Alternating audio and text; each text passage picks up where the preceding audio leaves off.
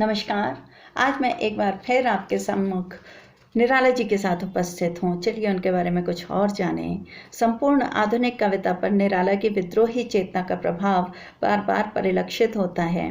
उनका विद्रोही व्यक्तित्व दुराग्रहों से मुक्त है। उन्होंने निरर्थक किंतु प्राचीन मान्यताओं का डटकर विरोध किया है तथा उन परंपराओं एवं व्यवस्थाओं को उचित महत्व दिया जो हमारी नवीन मान्यताओं एवं विचारों के लिए दृढ़ आधार का काम कर सकता है।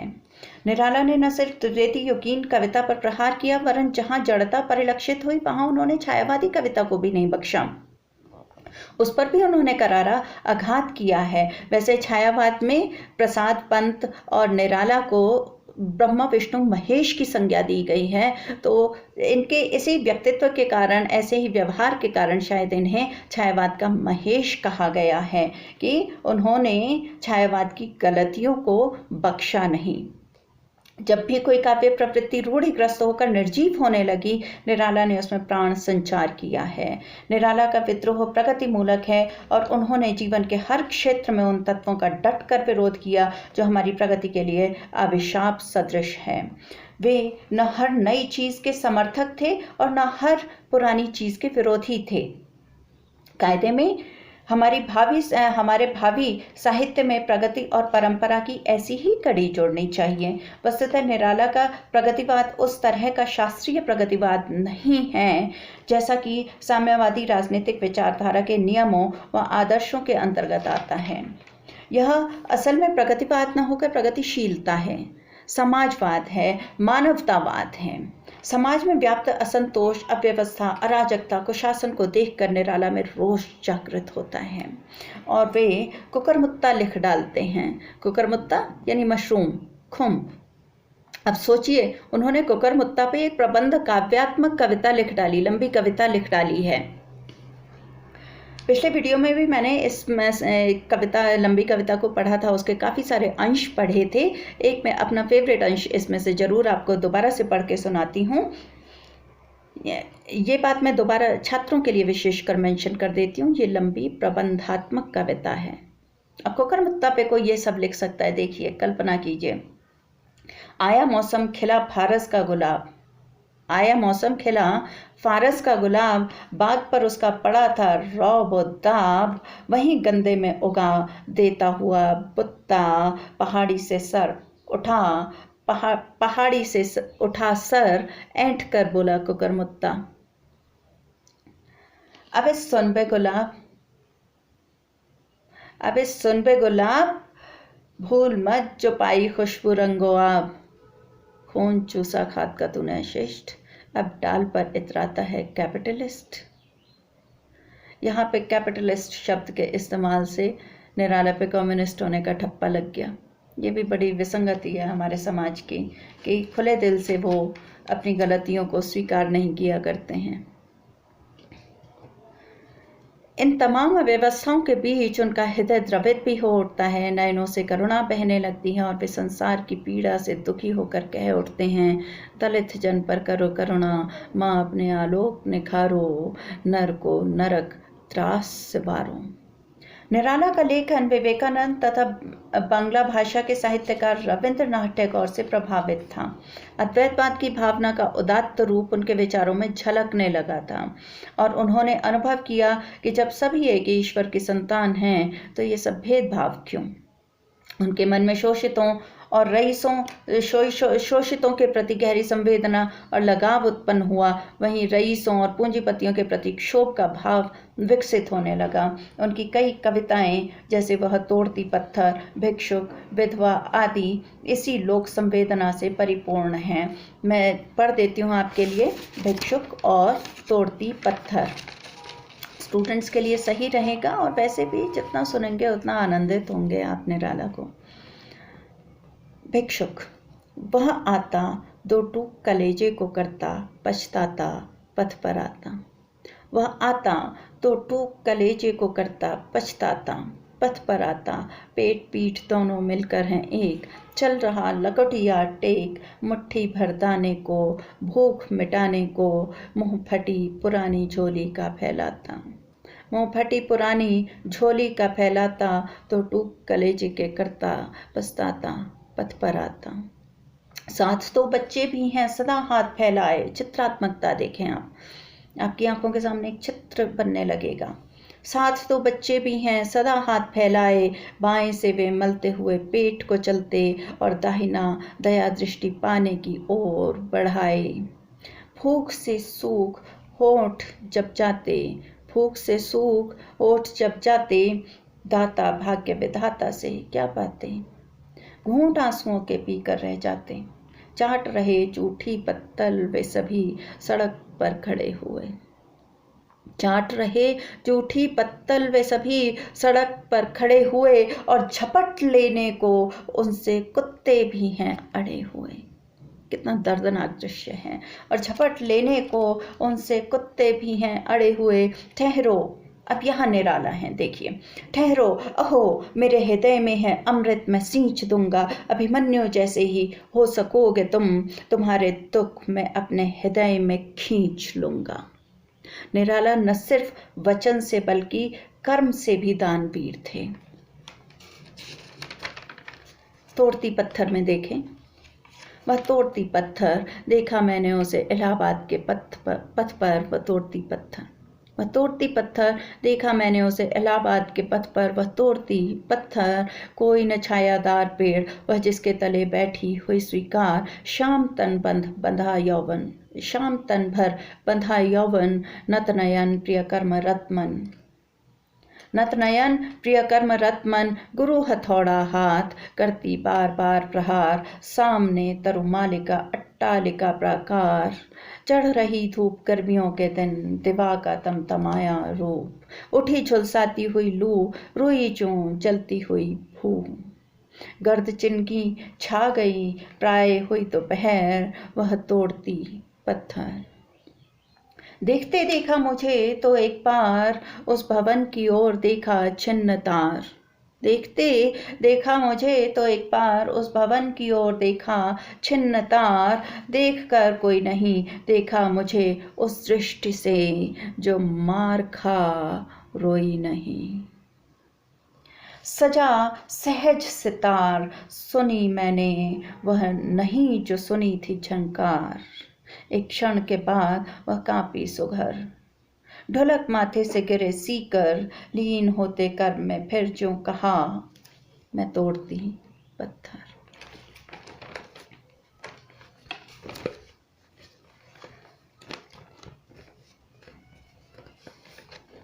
इसी लोक संवेदना से परिपूर्ण है उनकी रचनाएं। एक कविता में समाज को संबोधित कर वो कहते हैं, छोड़ दो जीवन यूं न मलो, यह भी तुम जैसा ही सुंदर, तुम भी अपनी ही डालों पर फूलो और फलो। यह साम्यवाद निराला की अन्य कविताओं में भी दिखाई देता है।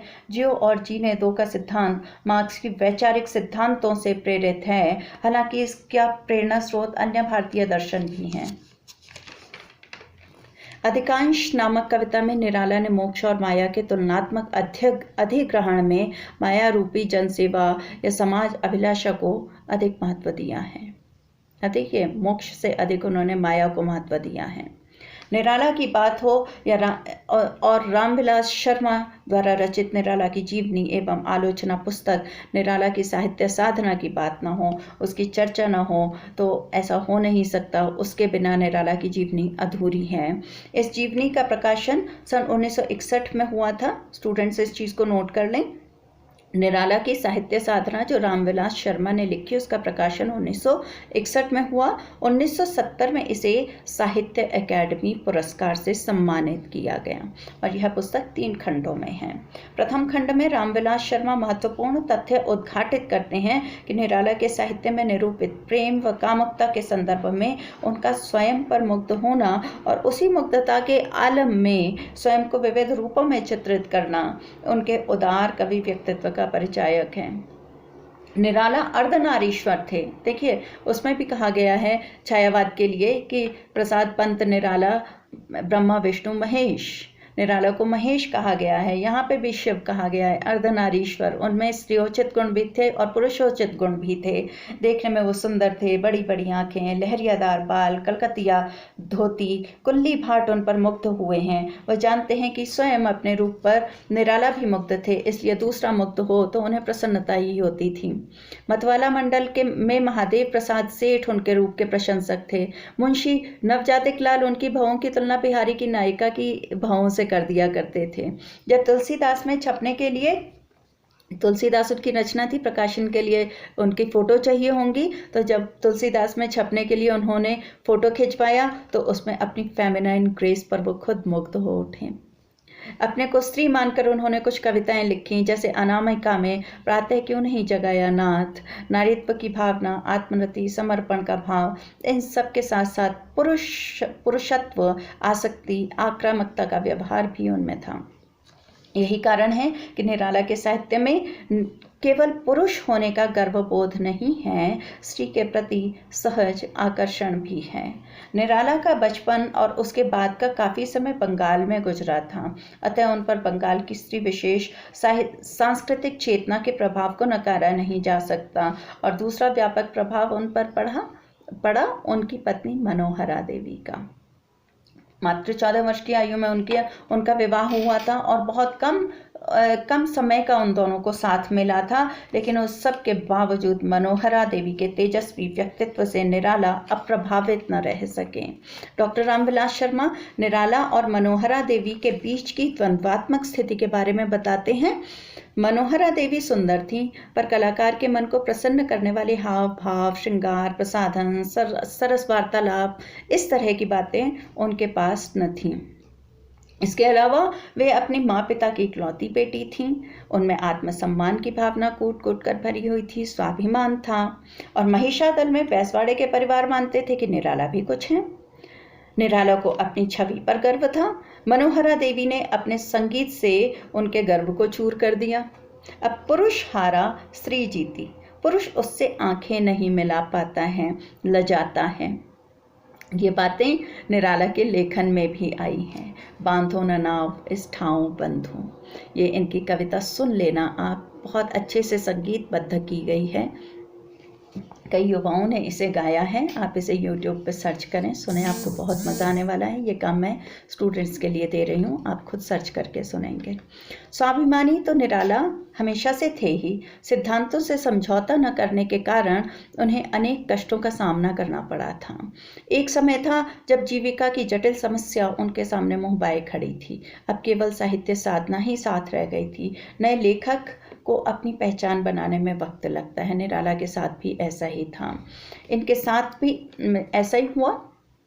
इसी समय इनका परिचय आचार्य महावीर प्रसाद द्विवेदी से हुआ और उन्होंने इनकी प्रतिभा को पहचाना और इनके लिए साहित्य की दुनिया में मार्ग भी प्रशस्त किया। समय के साथ इनकी रचनाएं अपनी स्पष्ट छाप छोड़ने लगी। शायद ही ऐसा होता है कि किसी कवि की प्रथम रचना और अंतिम रचनाएं समान रूप से समादृत हों, लेकिन निराला ऐसे व्यक्तित्व थे। मात्र 20 वर्ष की आयु में सन 1916 में इन्होंने कविता लिखी, जूही की कली, और इस कविता के आते ही साहित्य जगत में तहलका मच गया। सब लोग थर्रा उठे, इस पे अश्लीलता के आरोप लगे, लोगों ने इसे अस्वीकार कर दिया। मुक्त छंद में थी यह कविता, प्रकाशकों ने छापने से मना कर दिया इसे। जैसे जैसे उनका नाम होता गया, अब लेखन में अपना नाम तो कमाने लगे ही थे, उनके आलोचकों के तेवर और भी तल्ख होने लगे इनके लिए, मगर निराला पर इस सब का ज़्यादा कोई प्रभाव नहीं पड़ा। उन्हें जो करना था उन्होंने वही किया। उस समय प्रेमचंद पंत के साथ कई साहित्य प्रेमियों ने इन्हें हृदय से सम्मान दिया। समय चक्र एक बार फिर घूमा, इनका शरीर अस्वस्थ रहने लगा। 1926 से 28 तक का काल अस्वस्थता और अभाव में बीता। लेखन कार्य व्यवधान के बावजूद चलता रहा। निराला हिंदी साहित्य की अन्य विधाओं में भी झांककर उसे अपनी प्रतिभा से सजाने लगे थे। उपन्यास, कहानी, आलेख और संस्मरण की दुनिया में वे कीर्तिमान गढ़ने लगे थे। सूर्यकांत त्रिपाठी निराला अक्षरशः अपने नाम को सिद्ध कर रहे थे। वे सूर्य की तरह साहित्य के आसमान में कांतिमान थे और अपने निराले व्यक्तित्व से सबको चमत्कृत कर रहे थे, चौंका रहे थे, आलोचकों को परेशान कर रहे थे, उनकी नाक में दम कर रखा था निराला ने। इसी बीच पुत्री सरोज की शादी की बात चली। ब्राह्मण समाज इनके विरोध में डट कर खड़ा था, क्योंकि ये जात पात विरोधी थे। इनसे लगभग अछूत का सा व्यवहार किया जाता था। पुत्री के विवाह को लेकर ये बहुत अधिक चिंतित रहने लगे। आखिर हार कर कोलकाता में ही एक परिचित नवयुवक श्री शिवशेखर द्विवेदी से घर के सादा समारोह में बिना किसी सामाजिक औपचारिकता के यह विवाह संपन्न कराया गया।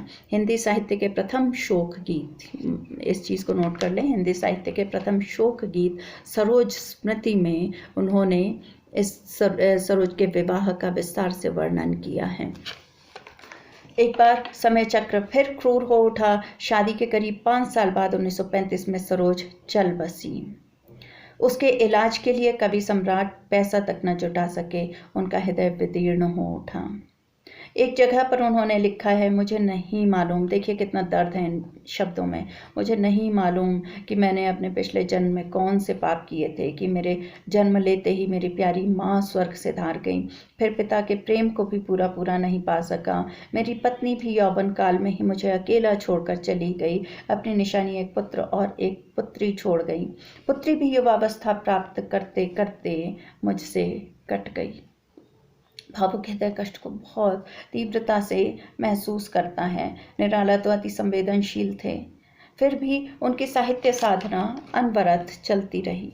मित्रों के आग्रह पर वे साहित्यकारों के शहर इलाहाबाद में 1942 में गए। यहाँ प्रसाद जी से मित्रता बढ़ी। पंत और प्रेमचंद जी तो पहले से ही इनके मित्र थे। इलाहाबाद में इनके यहाँ साहित्यकारों का जमघट लगने लगा। कवि सम्मेलन और काव्य पाठ का दौर चलने लगा। इलाहाबाद में निराला का साहित्य सृजन और प्रकाशन तो खूब हुआ, मगर उनका निरालापन भी बढ़ता चला गया। प्रकाशन से जो भी पैसा ये कमाते ज़रूरतमंदों में बांट देते। खुद फटेहाल रहना निराला ने अपनी नियति बना लिया। इन्होंने फक्कड़पन चुना। औरों के दुख दर्द पीड़ा को अपने ऊपर ओढ़ लेना ही उनका स्वभाव था। वे युग के कबीर बन गए। निराला ने मुक्त छंद में अनेक रचनाएं की। उस समय के दिग्गज विद्वान उनके इस मुक्त छंद विधान से कतई सहमत नहीं थे। प्रारंभ में कई रचनाएं वापस आ गईं। इस स्थिति में निराला को खुद कहना पड़ा, लिखता अबाध गति मुक्त छंद पर संपादक गण निरानंद वापस कर देते, पढ़ सत्वर, 2-1 पंक्ति में दे उत्तर। कितनी दुखदायी बात है ये। निराला हिंदी साहित्य में एक क्रांतिकारी कवि के रूप में प्रतिष्ठित हुए, जो छायावाद, प्रयोगवाद और प्रगतिवाद के स्तंभ बनकर भी कहीं बंधे नहीं। अपने स्वच्छंदता और मुक्त छंद विधान के बारे में वे स्वयं परिमल में एक जगह कहते हैं, मुक्त छंद सहज प्रकाशन, वह मन का निज भावों का प्रकट अकृत्रिम चित्र। साहित्य की लगभग हर विधा में निराला ने अपने प्रखर लेखन का परिचय दिया, चाहे वह काव्य हो, कहानी, उपन्यास, समालोचना, बाल साहित्य या फिर अनुवाद। एक समय के बाद सामाजिक कुरीतियों और आलोचकों से लड़ते लड़ते और साहित्य सेवा करते करते कवि कुछ थक सा गया था। लगता था जीवन की संध्या बेला की आहट निराला को मिल चुकी थी, इसलिए उनकी कविता के स्वर में उनके अकेलापन उभर आया था। मैं अकेला कविता में उन्होंने लिखा, मैं अकेला देखता हूँ आ रही मेरे दिवस की सांध्य बेला, पके आधे बाल मेरे हुए निष्प्रभ, गाल मेरे चाल मेरी मंद होती जा रही है। फिर तो यह महाकवि रोगशैया पर पड़ गया। कवि की पीड़ा बढ़ती गई। एक दिन तो अपने आत्मीय मित्र स्वर्गीय श्री J.P. शुक्ला से उन्होंने कहा, और देखिए क्या कहा, उफ क्या कहा, मैंने जिंदगी भर बहुत दुख झेला और लोग मुझे यह देखकर और दुख देते रहे। ये लोग मृत्यु के बाद भी मुझे बिना जलाए नहीं रखेंगे, पर यदि मुझे जलाया ही जाए तो मेरी राख देश के चारों कोनों में बिखेर दी जाए। इसलिए नहीं कि लोग तिलक करें, वरन इसलिए कि वो उसे अपने पैरों से खूब रौंदें, कुचलें, पर हिंदी को गलत मत समझें। क्या कहें इस समर्पण को? कहने को तो कईयों ने विक्षिप्तता भी कहा। छायावादी युग का वो नाम जो आज हिंदी कविता का स्तंभ है, सोचिए इन्हें समाज से क्या मिला। अंतिम दिनों का चित्र है उनका। बाल छबरे, दृष्टि पैनी, फटी लुंगी, नग्न तन। बाल छबरे, दृष्टि पैनी, फटी लुंगी नग्नतन, किंतु अंतर्दीप्त था आकाश सा उन्मुक्त मन। उसे मरने दिया हमने, रह गया घुट कर पवन, अब भले ही याद में करते रहें 100 हवन।